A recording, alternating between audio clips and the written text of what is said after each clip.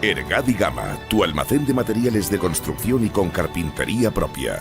Te ofrecemos una atención personalizada, asesoramiento técnico y amplia flota de vehículos para transporte de tus pedidos. Venta directa tanto a profesionales como particulares con productos de calidad. Ergadi Gama es una empresa leonesa que sigue apostando por nuestra tierra. Nos encontrarás en Matallana de Torío y en el polígono de Onzonilla en León, así como en ergadi.com.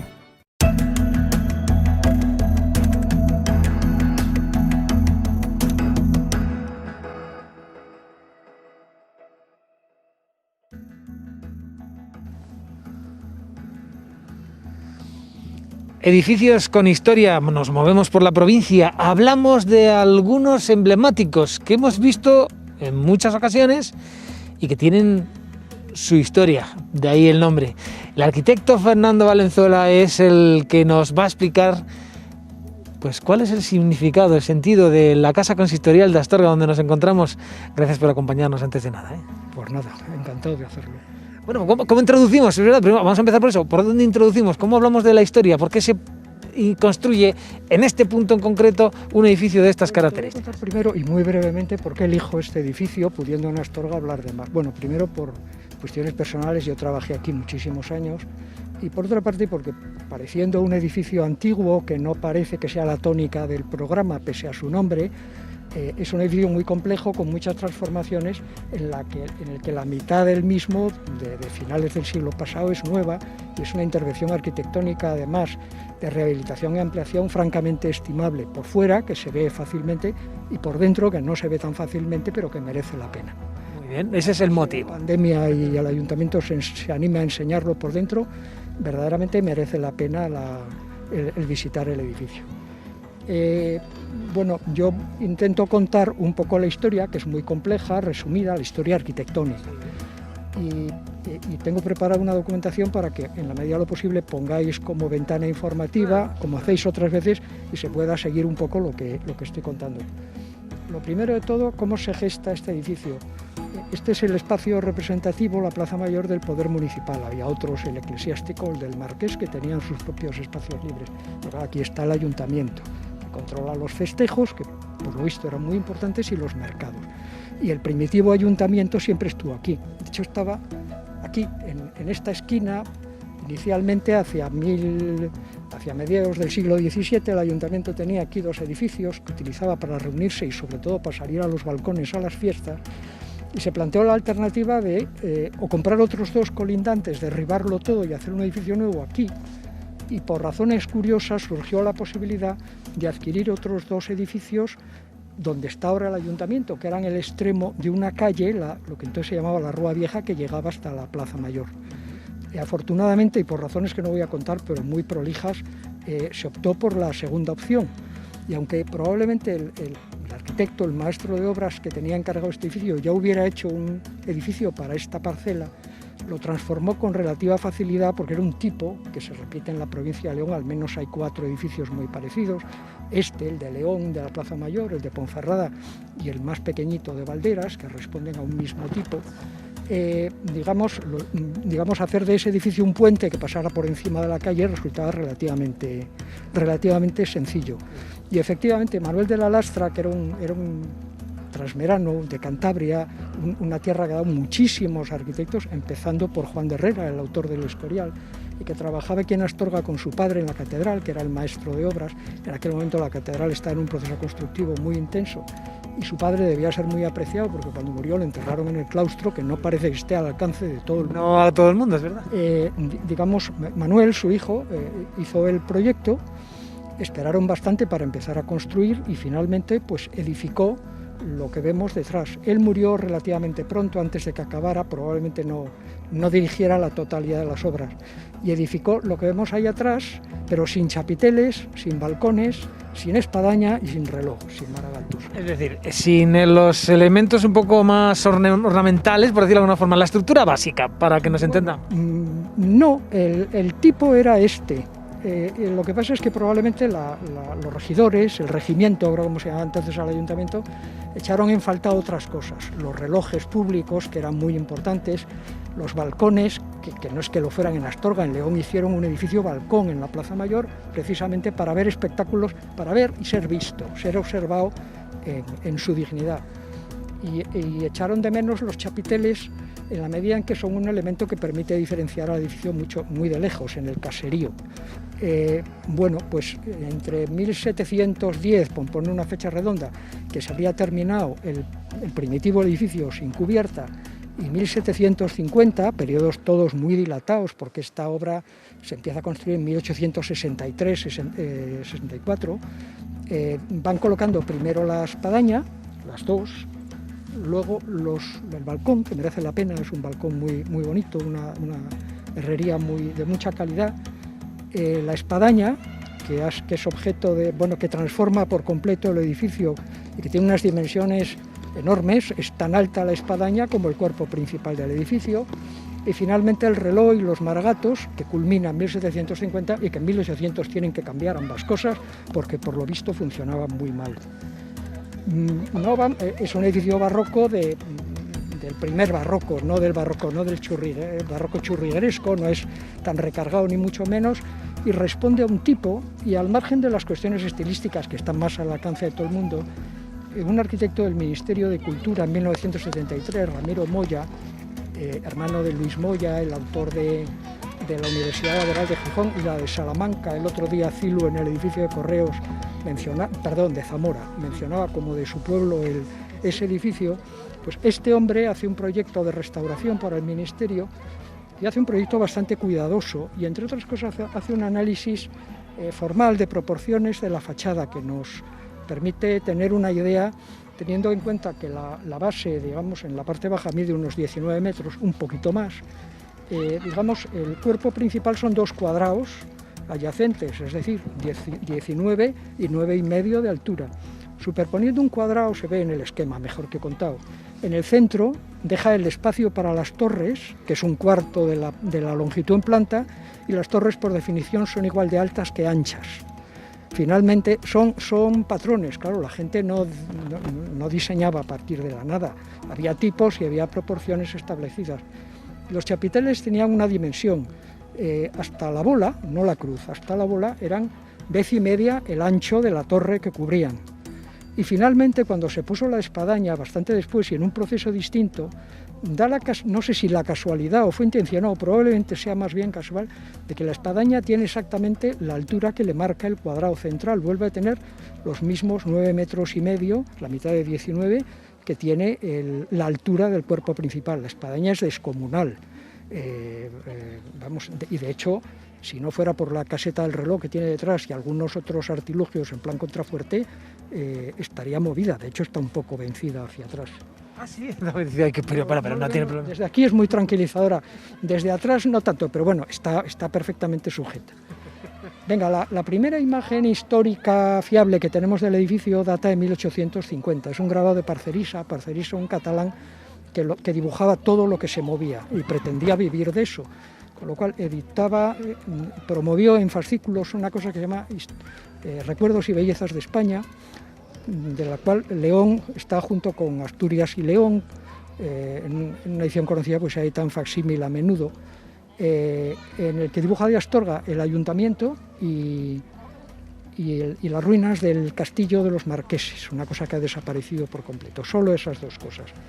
Y lo cierto es que, aunque no lo parezca, comparando con fotos un poco posteriores, pero poco, la versión que dibuja es muy fidedigna. Es curioso porque, fijándose un poco, en el dibujo se ve que la puerta central es el paso de una calle, se ve al fondo la calle que primero se llamaba la Rúa Vieja y luego no tuvo más remedio que llamarse del Arco, como su propio nombre indica. Con este dibujo, alguna foto coetánea, pocas, las primeras, y los planos que elaboraron más adelante, por los motivos que podemos reconstruir con fidelidad, como eran las plantas del edificio original. Entonces, en la planta baja se ve la calle que pasa, y en la planta hay una entreplanta que no he dibujado porque no merece la pena, caótica, donde vivía el portero o cosas por el estilo, y una planta alta donde básicamente había un salón de sesiones grande, muy oscuro, y todo lo demás eran tránsitos, con una escalera muy grande, que es una cosa que marca características, muy ancha, con, no sé si muy cómoda, pero como muy ceremonial o muy procesional. Como sabemos cómo era el edificio, sabemos lo que pasaba en las parcelas que hay del edificio hacia atrás, hasta llegar a las que hay ahora, que con toda seguridad eran lindes parcelarios ya en esa fecha. Si nos diéramos la vuelta y viéramos el edificio por detrás, porque ahora todo lo interesante pasa por detrás, como se ven los esquemas, veríamos que por la parte de la calle de la Bañeza había un solar vacío, que podría o ser no del ayuntamiento, pero no había casas. Y por este lado de la calle, que ahora se llama de los Padres Redentoristas, digamos, había una casa de una planta nada más, sobre la que el ayuntamiento algún derecho debía tener, si no era propia, no creo, porque había luces y algún paso. Bueno, pues después de varios tanteos, porque el ayuntamiento en la segunda mitad del siglo XIX necesita ampliar, parece ser que de manera urgente, por motivos varios. Se hacen varios proyectos, algunos de ellos hacen unos levantamientos muy precisos del estado actual del edificio, por eso lo podemos dibujar. Pero finalmente el que se lleva el gato al agua es un planteamiento radical que elimina la calle. Lo hace Antonio García del Campo. Que elimina la calle. Elimina la calle, se opta por eliminar la calle. Antonio García del Campo era un hombre que trabajó para el ayuntamiento mucho, aparecen muchos proyectos de cosas de obra civil, levantó de alcantarillados, levantó un plano topográfico muy fiable de todo el núcleo de Astorga, el primero que se conoce topográfico realmente, y digamos, no sé si como arquitecto municipal o maestro de obras municipal o por encargo, hace una propuesta nueva que consiste en suprimir la calle y abrir otra por detrás, o sea, no dejar en fondo de saco, pues no puede ser. Entonces, la propuesta que él hace, hay un planito, se conservan los proyectos originales, o al menos los anteproyectos, y hay una cosa interesante en el plano del cual os doy un esquema, el plano original, hay un plano de situación en el que revela lo que él planteaba, que no era lo que luego se ejecutó. Él planteaba ampliar el edificio, como luego se amplió y como luego se reprodujo en la ampliación-remodelación de este siglo, pero creando un patio trasero amplio, digamos, aprovechando, alineando la fachada de la Argástula, del Museo Romano, con la fachada que hay al otro lado, al lado de la iglesia de San Julián, que ahora se llama de Fátima. Venga para acá un momentito. Sí. Aquí. Bien. Él hace, la propuesta es esa, pero finalmente lo que se plasma, probablemente eso suponía expropiar terrenos, que no resultaba sencillo, y lo que se materializó fue el edificio, pero sin patio.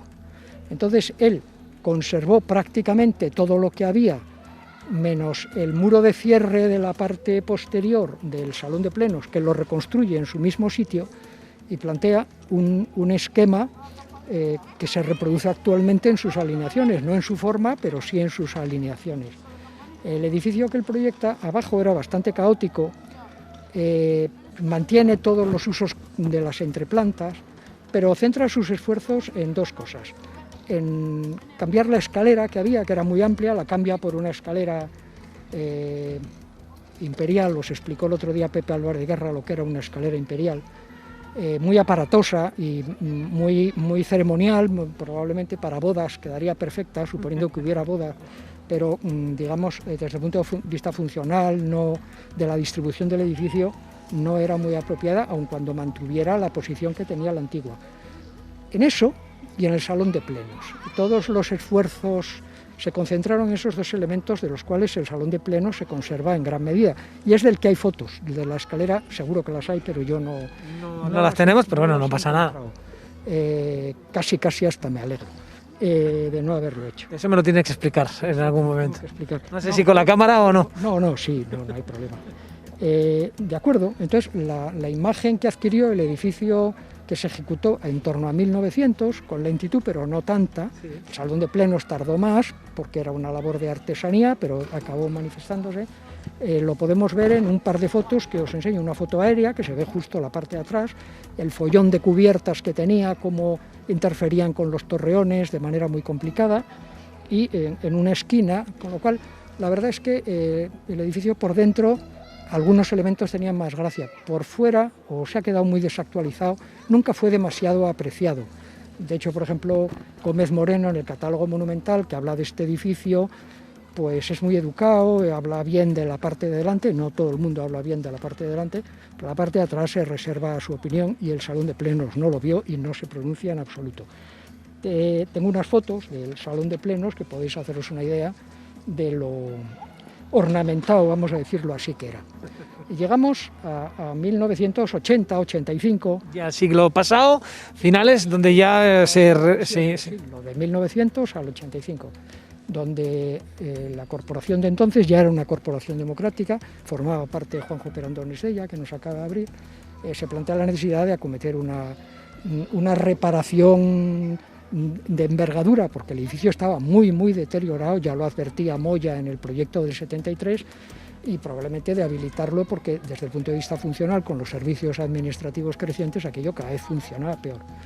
Y le encargaron el proyecto, probablemente de común acuerdo con Patrimonio, a Andrés Lozano. Andrés Lozano Ferreras, un arquitecto leonés afincado en Ponferrada, que os mencionó el otro día como autor de la rehabilitación del Teatro de la Bañeza, Manuel Anta, ¿no?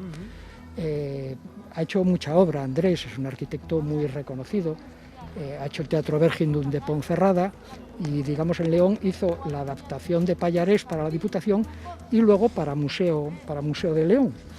En general ha hecho un trabajo muy brillante, yo le tengo mucho aprecio, y aquí en particular. Entonces Andrés se analizó el tema y le vino a plantear a la corporación, en resumidas cuentas, lo siguiente: si queréis tener un edificio que sea museo de sí mismo y que pueda albergar los plenos, pues lo dejamos como está, lo rehabilitamos, lo arreglamos.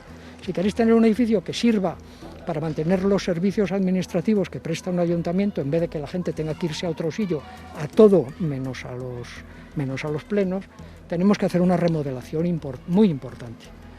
Los convenció, no sin dificultades, porque había opiniones para todos los gustos. Convenció a la corporación, convenció a la Comisión Territorial del Patrimonio en aquel momento, y planteó, digamos, suprimir todo, excepto el cuerpo barroco delantero, lo que se ve aquí, más otro cuerpo intermedio que hace como de colchón, de acordeón entre una cosa y otra, también bastante estrechito.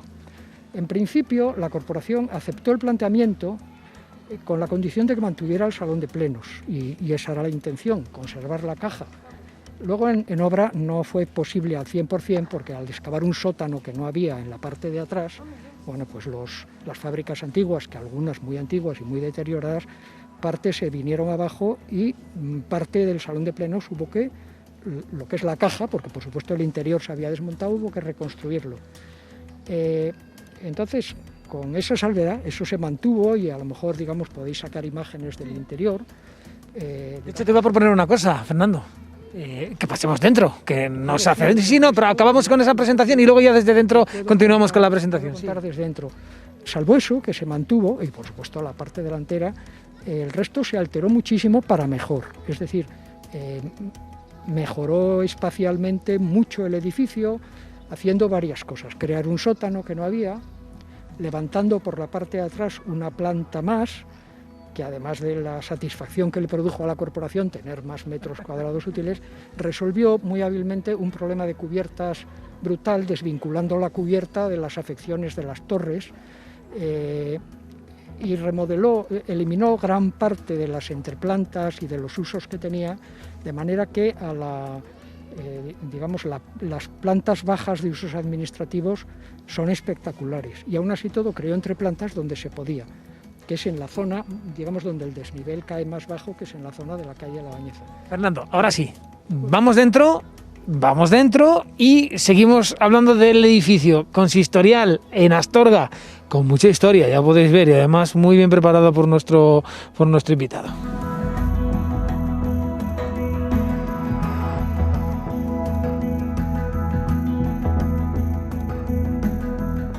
Bueno, estamos dentro ya del salón de plenos. Habíamos dejado la conversación ya en esta era moderna, corporación de la democracia, remodelación obligatoria para dar funcionalidad a un edificio y que no solo se quedara en esto que donde estamos ahora haciendo la entrevista, que este es el salón de plenos, que lógicamente ha sufrido sus restauraciones, pero que bueno, ha mantenido algunos de los elementos, supongo, del 1700 y algo. No, muchos. No, el salón de plenos es de 1900, para ponerlo en números redondos, es una cosa relativamente reciente, no tenía un siglo todavía cuando se reformó. Pero eso era un elemento que, al margen de lo que nos guste a cada uno de nosotros, en Astorga se sentían muy identificados, es decir, se sentían muy representados como caja, como recipiente de la corporación, y no estaban dispuestos a perderlo por nada del mundo. Y no lo perdieron, o no perdieron lo esencial. Es decir, las dimensiones son las mismas, salvo en altura. El antiguo salón tenía 6 metros y pico. De hecho, la cubierta estaba forzada para poder meter debajo, tenía una altura descomunal. Entonces, para poder hacer una planta arriba, que es muy complicada porque el techo de esta pieza está elevado con respecto al resto, para dar la altura que tenemos, la altura que dejaron la marca la altura del dosel que hay sobre el sitial del presidente, o la de la puerta que tenemos a espaldas de la cámara y que la cámara no ve. Pero digamos lo que son los zócalos, en gran parte la sillería, aunque se reformó, hubo que meter más sillas porque hay más concejales que había entonces, digamos se ha mantenido, y en parte también simplificada las placas de la decoración. Es decir, para los que no tengan muy buena memoria o no lo hayan visto frecuentemente, digamos, cumple perfectamente como salón de plenos antiguo. Es el sitio fácil para grabar, pero quizá no el que más me hubiera gustado a mí enseñaros del ayuntamiento. Vamos a ver imágenes de todo. Muchas otras cosas, pero claro, tendréis recursos que exponer. Y la verdad es que la actuación de Andrés Lozano, como proyectista primero y como director de obra después, y él y su arquitecto técnico, y quiero mencionar al contratista, Construcciones Pardo, que es una constructora que ya desapareció, una constructora buenísima, hicieron un tándem magnífico y ejecutaron cuestiones francamente complicadas, de despieces o laboriosas, con buen humor, con toda seguridad, y quedaron perfectas, con lo cual el edificio le debe mucho no solo a su proyectista, sino al constructor que llevó prácticamente todas las fases de la obra, que fueron lentas, duró prácticamente 10 años la construcción del edificio. Y yo siempre que he estado aquí he tenido la oportunidad, siempre he dicho que era un edificio del que te sentías orgulloso de enseñar a los demás, fueran profesionales o no.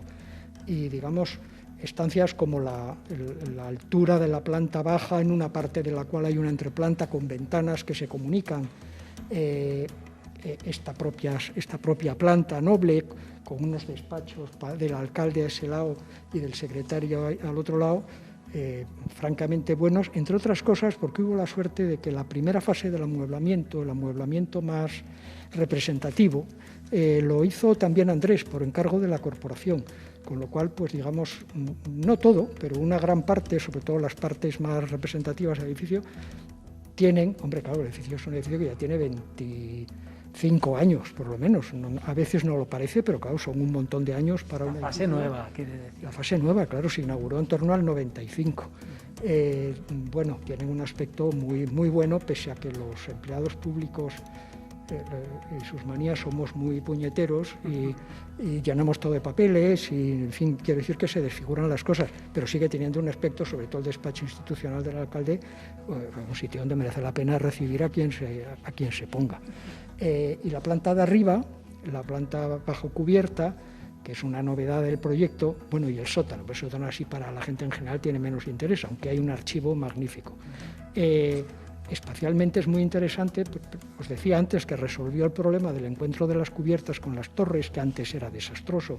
De hecho, hay unas rozas diagonales en la parte de atrás de las torres de las antiguas cubiertas que da pena verlas. Lo resolvió separando la cubierta y luego enlazó con las torres laterales y con la maquinaria con la caseta de la maquinaria del reloj, que se hizo nueva. El reloj aquí es muy importante, no es un tema muy arquitectónico, pero es importante. Con una especie de elementos de vidrio dentados, acristalado, una especie de invernaderos muy vistosos, con algún problema de goteras tanto, hay que decirlo, y que además ha permitido reproducir, lo habéis visto antes desde la escalera, ese lucernario que hay arriba, ese hueco, que claro, da luz o ilumina muy bien esta parte central de la planta, que sería oscura, y que reproduce mucho más brillantemente el lucernario que había antes, ya lo había, un lucernario con un cristal translúcido, y que en la cubierta era una especie de mitad lucernario, mitad generador de goteras, muy complicado. Esto podemos decir que ha sido una intervención muy buena, con mucho criterio por lo menos, o sea, no se han hecho las cosas porque sí. Muy brillante, sí, o sea, por supuesto las cosas no están hechas porque sí, pero luego el resultado, al margen de lo fundamentadas que estuvieran los motivos de los cambios, el resultado ha sido muy bueno. Como tratamiento del espacio, como tratamiento los remates están cuidadísimos, muy bien ejecutados, y la convivencia del edificio antiguo con el nuevo, yo diría que es muy satisfactoria, en cualquier caso infinitamente mejor que la del edificio de principios del siglo XX, que por supuesto tuvo el mérito de plantear una solución relativamente parecida a la que se mantuvo luego, pero digamos dejándose en el camino, a favor de la escalera y del salón de plenos, muchos otros problemas prolijos de contar, pero enojosos de narices. Para terminar, ¿cómo cerramos este capítulo con el edificio? Supongo que con una buena salud a día de hoy, después de esta reforma reciente de hace 25 años, con mucho futuro, supongo, este edificio, a pesar de los vaivenes, como hemos dicho. Pues con toda seguridad, porque aunque, en fin, claro, los servicios municipales crecen y ya no todos caben aquí, pero los básicos, los que viene la gente normalmente, por ejemplo, los servicios sociales siguen aquí, pero van a tener que salir a un edificio que compró el ayuntamiento justo al otro lado de la calle. Pero las oficinas, los servicios técnicos, todas las concejalías que mueven mucha gente está aquí. Y eso que a lo que la corporación no quiso renunciar cuando en 1985 se planteó la remodelación, de que esto, la casona, como le llaman aquí, o la casa consistorial, siguiera siendo un edificio al que la gente acude a resolver problemas y a resolver trámites, ahora menos con el COVID y con la tele. Pero bueno, eso se mantuvo y todavía tiene futuro porque el edificio tiene bastante capacidad. Vamos, para esas cosas sigue siendo grande. Es un buen ejemplo de cómo haber mezclado, ¿no?, y evolucionado. Un ejemplo magnífico. Lo de siglo XVIII, siglo XXI. A mí se me ve un poco el plumero, porque claro, estoy muy vinculado al edificio, no como usuario, no como proyectista. Pero argumentado. Bueno, hombre, pero que está muy bien, y si no lo digo yo, ¿quién lo va a decir? Las cosas como son. Me gustaría terminar con lo que tú quieras. Sí, por supuesto, Fernando, por supuesto. Un tema que es imprescindible en este tipo de entrevistas, que es la bibliografía. Estoy seguro que ponéis bibliografía en todas. Hay pocas cosas del Ayuntamiento de Astorga, relativamente pocas. Para un edificio de esta categoría debería haber más. Os doy, como si dijéramos, fotos de las publicaciones más las que hay. No es que sean las más interesantes, es que no hay más. Está, por supuesto, la historia de Astorga, de Matías Rodríguez, que es al que finalmente le dieron el nombre de la calle de la Rua Vieja, luego del Arco y luego de Matías Rodríguez. Se lo merecía, Hay un opúsculo pequeñito de un hombre que fue alcalde, de Paulino Fernández de Arellano. Está el catálogo monumental de la provincia de León. Venga, estos son los básicos. Todos estos documentos están en facsímil, se encuentran con relativa facilidad. El Colegio de Arquitectos editó en 1992, el año de las Olimpiadas, un libro sencillo sobre monumentos de la provincia de León. Como decía muy bien Amelia, cuando la Virgen del Camino, bienes de interés cultural con categoría de monumento. ¿Quién lo va a decir mejor que ella, no? Venga, pues hay unas descripciones de la catedral, de la Argástula, de toda la provincia, breves, pero están bien hechas. Hay un libro muy interesante que se llama El reloj de los Maragatos del Ayuntamiento de Astorga, que cuenta la historia del reloj y de la espadaña. Apareció en el archivo histórico un protocolo notarial con los planos de la espadaña, que no se conocían, y 3 profesores de la Universidad de León, del Departamento de Historia del Arte, José Luis Abello, Emilio Moraes y Mar Flórez, hicieron un libro que le editó la Universidad y el Ayuntamiento, estamos hablando de 2008, que está muy bien, porque bueno, no solo habla de relojes, habla de muchas cosas más. Y Mar Flórez, que es una de las autoras de este libro, hizo una tesis en 2004 sobre plazas mayores de la provincia de León. Claro, desarrolla la Plaza Mayor de Astorga y el Consistorio de Astorga. Esa tesis, que está en el repositorio de la universidad, pero también le publicó la universidad en 2008 un libro que supongo que será similar a la tesis, pero quizá con más calidad. Bueno, no, las tesis ahora tienen una calidad gráfica magnífica. Y para terminar, y aunque sea salirse un poco del contesto, no lo ha mencionado nadie, pero el Colegio de Arquitectos de León editó en el año 2000 una guía de arquitectura de León ciudad referida a la ciudad histórica y al ensanche, no a otras cosas. Y claro, con los edificios que había en el año 2000. Es una guía magnífica que hicieron, pues mira, por ejemplo, Ramón Cañas, que os enseñó la Casa de Arriola, era uno de los 4 redactores, Eloy Argorri, un historiador del arte que se llama Gerardo Boto, que es de León, aunque no trabaja en León, y otro arquitecto, González Pérez, José... no me acuerdo del nombre. Bueno, no pasa nada, no hay ningún problema, al contrario. Prácticamente todos los edificios que habéis hablado de León, esto ya es un poco fuera de programa, todos, de momento todos y muchos más, porque incluyen muchísimos, están descritos en la guía de arquitectura con una gran homogeneidad, con una calidad gráfica muy alta, porque se redibujaron muchísimos proyectos y muchísimos alzados, y digamos, aunque cuenta cosas un poco más rigurosas que lo que se puede contar en una entrevista de este tipo, para quien le haya llamado la atención, pues es un libro estupendo para consultar, no de todos, pero sí de los que te apetezcan. Puede que esté agotado, pero en las bibliotecas, en la biblioteca pública o algo por el estilo, seguro que está. Y si no, que se busque, seguro que se encuentra. El edificio consistorial, la casa consistorial aquí en Astorga ha sido la protagonista. Amplio detalle el que ha trabajado y el que se ha preparado nuestro invitado, buen conocedor del edificio, por supuesto, de toda la ciudad, en definitiva, pero bueno, en concreto porque ha trabajado muchos años entre estas paredes. Y seguro que por eso, bueno, nos lo ha dicho al principio, por ese vínculo también emocional, aparte de lo importante que ha sido el desarrollo histórico de este inmueble, pues bueno, pues lo ha tenido a bien traer y explicar, como he dicho, fabulosamente. Fernando, gracias. Y nos veremos pronto, seguro. No sé si tenemos que volver a Astorga y queremos venir de tu mano, si es posible. Pues con que aviséis con tiempo, por lo demás no tengo ningún problema. Muchas gracias por atendernos. Gracias. Y nosotros la semana que viene más edificios con historia, ya lo sabéis.